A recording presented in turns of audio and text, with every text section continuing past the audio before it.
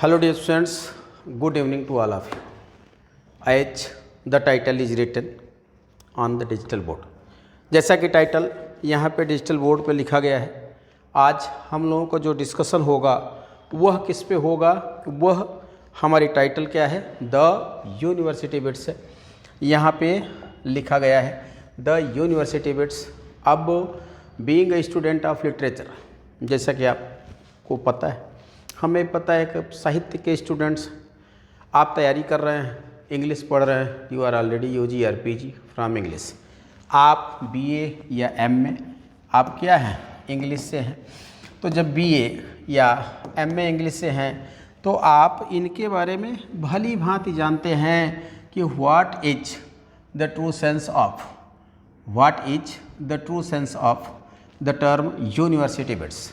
इस टाइटल का मतलब क्या होता है, जो कि आपके वाइट बोर्ड पे लिखा गया है। अब देखिए यह टाइटल वाइट बोर्ड पे क्यों लिखा गया है, या इसको हमने चैप्टर और टॉपिक ऑफ डिस्कशन क्यों बनाया है। आप बीए एमए कहीं भी पढ़े होंगे तो आप इनमें से एक दो लोगों को ज़रूर पढ़े होंगे। वह हो सकता है Christopher Marlowe, mostly prescribed in every university और कॉलेजेज। कहीं न कहीं किसी न किसी, ज़्यादातर विश्वविद्यालय कॉलेजेज में प्रेस्क्राइब होते हैं, या रेस्ट ऑफ अदर्स को पढ़ा होगा। तो आज हम इनके बारे में देखेंगे, दो चीज़ देखेंगे। First of all, who coined the title. यह जो टाइटल यहाँ लिखी गई है वह टाइटल क्या लिखी गई है, द यूनिवर्सिटी बिट्स। तो पहली चीज़ हम पढ़ेंगे कि actually who coined the title. पहली चीज़ हम यहाँ पे क्या पढ़ेंगे, हु कॉइन्ड द टाइटल। यह टाइटल वास्तव में दिया किसने था। यह जो टाइटल है द यूनिवर्सिटी बिट्स, तो यहाँ पे क्या है, हम क्या देखेंगे कि यह title who coined the title. यह टाइटल हु का मतलब क्या है, द यूनिवर्सिटी बिट्स। यह टाइटल किसने दिया, तो यह टाइटल किसने दिया है, जॉर्ज सेंट्सबरी ने दिया है। अब ये आपका क्या हो गया, ये पहला प्रश्न था। तो जॉर्ज यहाँ पे लिखा जा रहा है, जॉर्ज सेंट्सबरी, GEORGSAINTSBURY। यह टाइटल किसने दिया है, जॉर्ज सेंट्सबरी महोदय ने दिया है। इनका DOB है 1845 to 1933, 1845 से 1933। अब आपको पता हो गया 1845 to 1935 क्या लिखा गया है, 1933 है। इनका 1905 की जगह क्या हो जाएगा, यह 3 हो जाएगा, तो ये भी मिटा दिया जाता है। तो यह आपका हो गया 1933 हो गया। तो माने he was the post Victorian and early modern author. यह महोदय क्या थे, यह लिटरेरी हिस्टोरियन, क्रिटिक, टीचर, कैनोनाइजर थे। यह टाइटल इन्होंने दिया।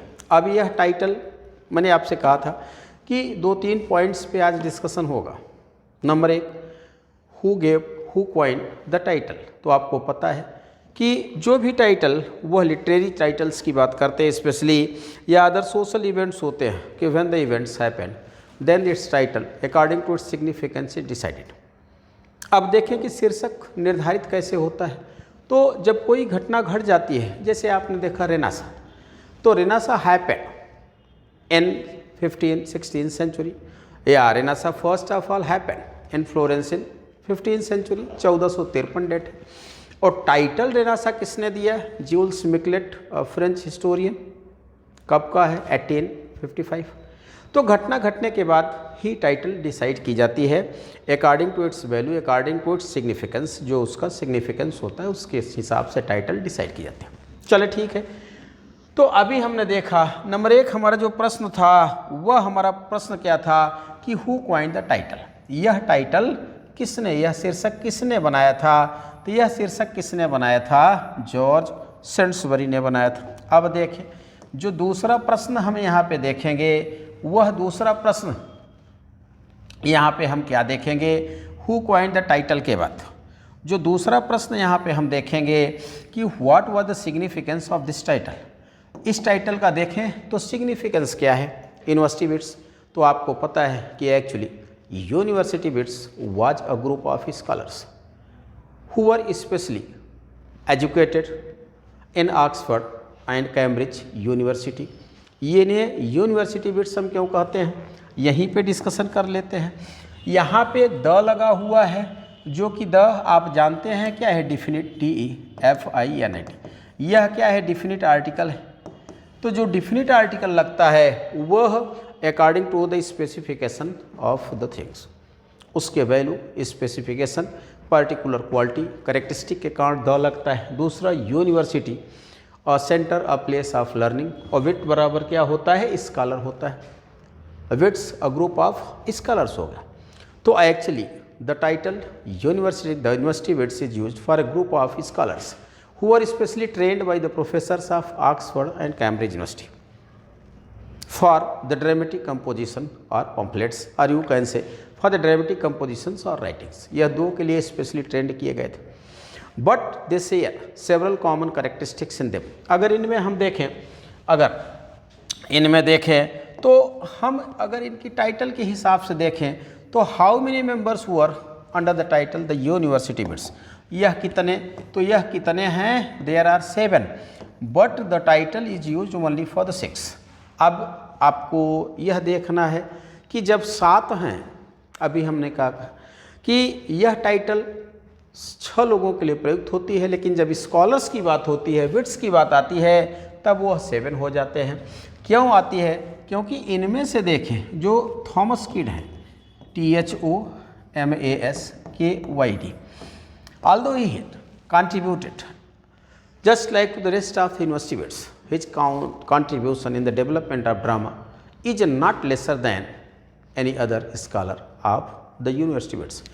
अगर थॉमस किड को देखें, आपने पढ़ा होगा द स्पेनिश ट्रेजेडी, तो थॉमस किड का कंट्रीब्यूशन किसी भी स्कॉलर से कम नहीं है।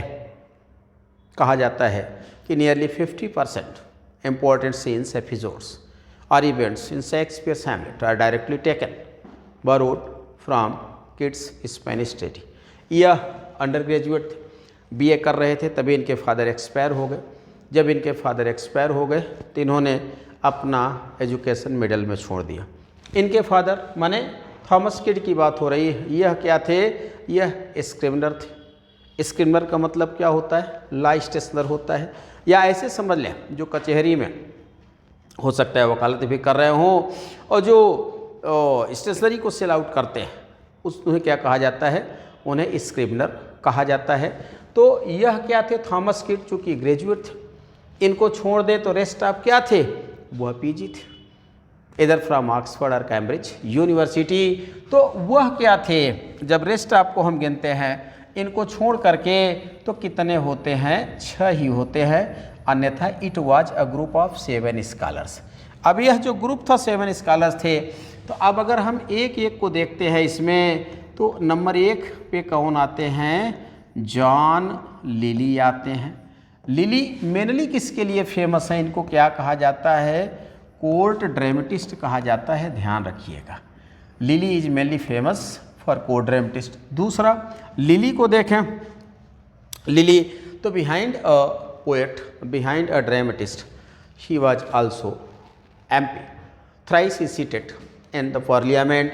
यह क्या थे, MP थे, और जितने थे MP माने member of parliament, he sat in the parliament of queen Elizabeth. Lily महोदय को देख, लिली महोदय को।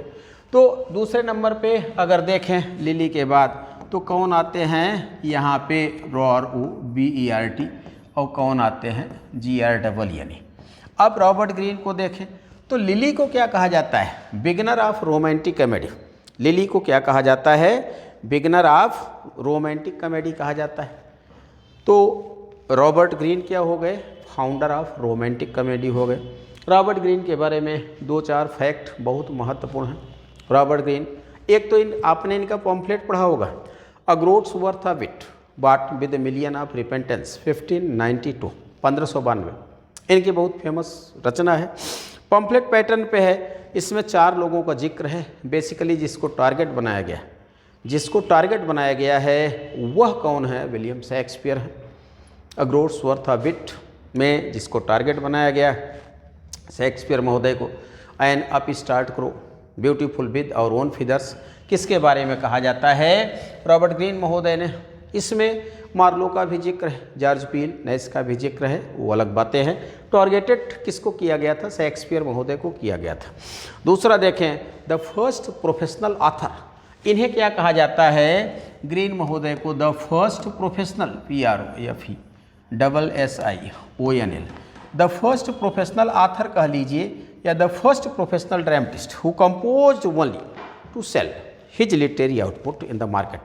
यह लिखते ही थे अपने जो भी लिटरेरी प्रोडक्शन था उसको सेल करने के लिए, तो इनको द फर्स्ट प्रोफेशनल ऑथर कहा जाता है, आप ध्यान रखिएगा। तीसरा इनके बारे में जो महत्वपूर्ण चीज़ है, he was PG from both the honourable university, यह PG दोनों से थे।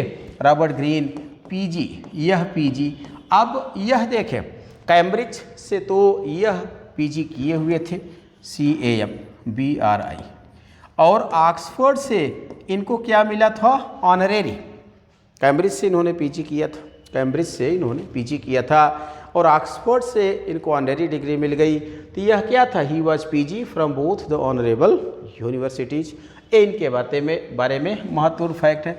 अब हम आते हैं नंबर 3। नंबर 3 का है GEOR। यहाँ पे क्या लिखा गया है? जॉर्ज पील लिखा गया। तो जॉर्ज पील महोदय को देखें, जॉर्ज पील महोदय, जैसे आपने लिली को देखा, तो लिली महोदय प्रोज रोमांस के लिए फेमस है। इनका प्रोज रोमांस आपने शायद पढ़ा होगा, आगे चल करके डिस्कशन होगा। Euphues anatomy, the anatomy of it, Euphues and his England, जहाँ से कि यूफेमिस्टिक स्टाइल डेवलप होती है, परीक्षा में पूछा जाता है। Who coined the term euphemism, euphemistic style, which was utilised by Shakespeare in his romantic comedies. आप 12th नाइट को पढ़ते हैं, अ मिडसमर नाइट ड्रीम को आप पढ़ते हैं, एज यू लाइक इट को पढ़ते हैं, मैरी वाइफ्स ऑफ विंडसर को पढ़ते हैं, ये सब यूफेमिस्टिक स्टाइल में लिखी गई हैं।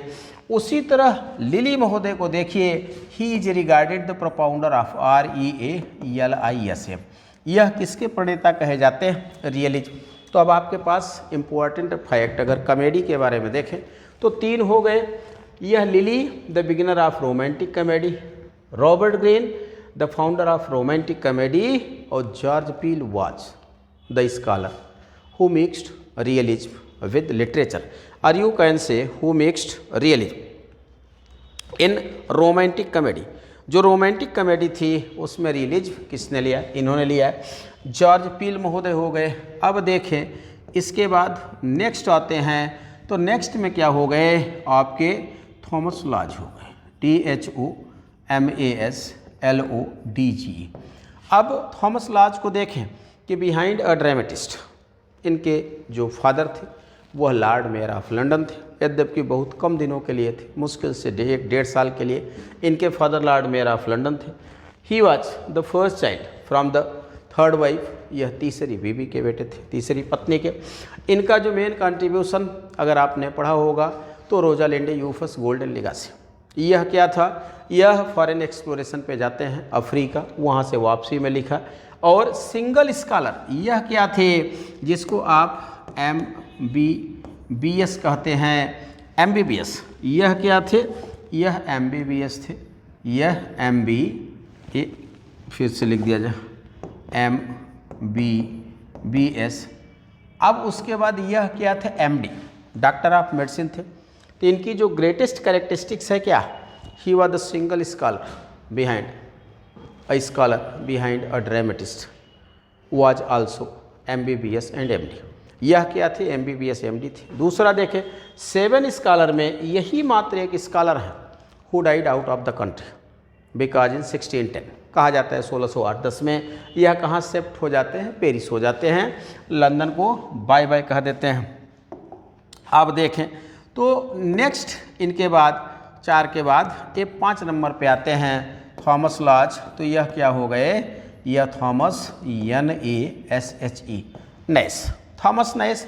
अगर आप ज़्यादा नहीं जानते हैं तो इनको PICARESQU, इनको क्या कहा जाता है? The father of picaresque novel in English literature. आप याद रखिएगा, इनको क्या कहा जाता है? The father of picaresque novel in English literature कहा जाता है। इनका the unfortunate traveller ORR the life of Jack Wilton बहुत फेमस है, जो कि एक रियल पर्सन पे लिखा गया है, जो एक रियल पर्सन पे प्रोज रोमांस के तर्ज पे लिखा गया है, बहुत फेमस है। तो थॉमस नैश, इनको क्या कहा जाता है? A born journalist. नैश महोदय को क्या कहा जाता है? अ बॉर्न जर्नलिस्ट कहा जाता है। नैश के बाद नेक्स्ट हम आते हैं 6 नंबर पे। 6 नंबर पे आते हैं तो अब कौन है? Thomas kid. अब आपको अभी क्या कहा गया था कि kid is not counted in the list of the university bits because he was an under graduate. यह क्या थे? अंडर ग्रेजुएट थे, तो इनको नहीं काउंट किया जाता है। But he is mainly famous who gave popularity to the revenge tragedy, जिसे आप क्या कहते हैं? SENE, जिसे आप सिनेकन ट्रेजेडी कहते हैं, या जिसे आप क्या कहते हैं? REVENG रेवेंज ट्रेजेडी कहते हैं। इनका क्या है? The Spanish tragedy. Spanish tragedy अगर आपने पढ़ा होगा, बहुत फेमस हैं हाइरोनिमो, बहुत फेमस है हाइरोनिमो। तो वह क्या है? वह इनकी है। तो चलें देख लें एक तो जो डिस्कशन चल रहा था, तो थॉमस किड स्पेशली किसके लिए पॉपुलर है? He not only revise the Senecan tragedy in English